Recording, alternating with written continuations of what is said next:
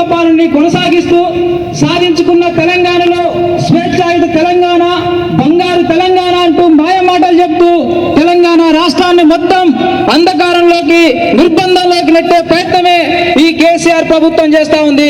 అందుకే ఈ 2 ఏళ్లు గడిచిన సందర్భంగా నియంత పాలనపై విముక్తి పోరుగర్జన అనే పేరుతోటి ఉస్మానియా యూనివర్సిటీలోని వివిధ విద్యార్థి సంఘాలు, లెఫ్ట్ విద్యార్థి సంఘాలు అన్ని కలిసి విముక్తి పోరుగర్జన నిర్వహించాలని భావించి ఈ బహిరంగ సభని నిర్వహిస్తా ఉన్నాం.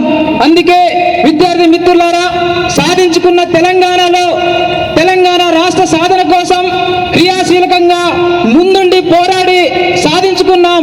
కేవలం మనకి ఉద్యోగాలు వస్తాయని, మన బతుకులు మారుతాయని భావించే మనం సాధించుకున్న తెలంగాణలో కేసీఆర్ మాత్రం అనేక హామీలను ఇస్తూ మనని మాయమాటలు చెప్తూ మోసం చేస్తున్నారు.